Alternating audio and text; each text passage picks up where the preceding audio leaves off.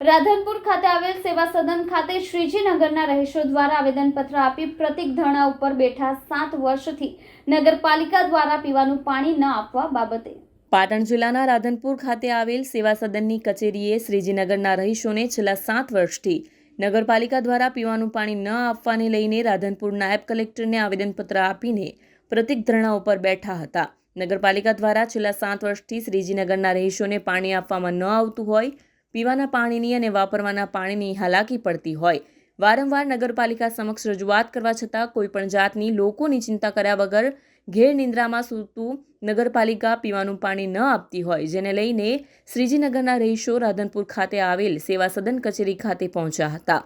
આવેદનપત્ર આપી પ્રતિક ધરણા ઉપર બેઠા હતા। રાધનપુર ખાતે સરકારના ખોટા દાવા સાબિત થઈ રહ્યા છે।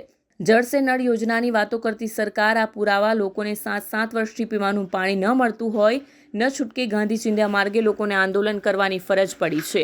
નગરપાલિકાની બેદરકારીના કારણે લોકો પાણી વગર વલખા મારી રહ્યા છે। શ્રીજીનગરના રહીશો આંદોલનની અંદર રાધનપુર મહિલા શેર કોંગ્રેસ પ્રમુખ જ્યોતિબેન જોશીએ પણ સમર્થન આપ્યું હતું અને લોકોને પીવાનું પાણી મળી રહે તેના માટે લોકોની સાથે રહીને લડત કરવાની ખાતરી આપી હતી અને નગરપાલિકા પાણી આપે તેવી માંગણી પણ કરી હતી।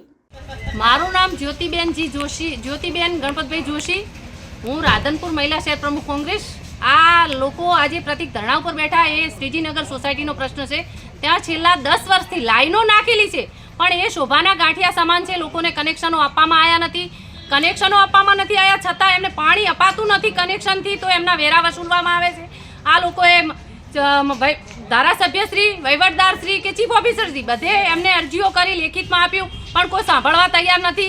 આજે અમારી સાથે એક 75 વર્ષના માજી પણ જે પ્રતિક ધરણામાં બેઠા છે, તો તંત્ર માટે કેટલી શરમજનક વાત છે। અને આ પ્રતિક ધરણા અમે ત્યાં સુધી ચાલુ રાખશું જ્યાં સુધી અમને ન્યાય નહીં મળે। એક બાજુ 3 કરોડ ને 88 લાખ જે બાયપાસ આ લોકો પાસ કરી શકે છે અને જે લોકો વેરા ભરે છે એમને સુવિધાઓથી વંચિત રાખવામાં આવે છે, તો આ સરકાર કરવા બેઠી છે શું? નલ સે જલ યોજનાની વાતો કરે છે, તો આ લોકો તો રાડો પાડી રહ્યા છે કે અમને પાણી મળતું નથી, પીવાનું પણ પાણી મળતું નથી। તો નલ સે જલ યોજના ગઈ ક્યાં? એમના ઘરોમાં ગઈ।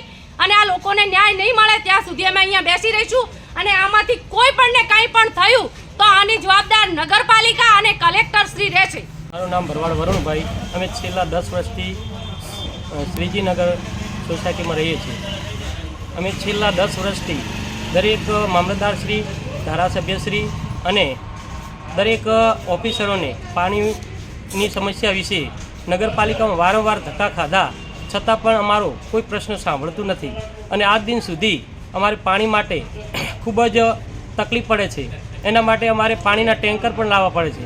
એટલે અત્યારે પાણીની વિકટ સમસ્યા છે અને આજે અમે પ્રાંત સાહેબશ્રીને આવેદનપત્ર આપ્યું છે। જ્યાં સુધી અમારો પાણીનો પ્રશ્ન સોલ્વ નહીં થાય ત્યાં સુધી અમે પ્રતિક ધરણા પર બેઠા છીએ।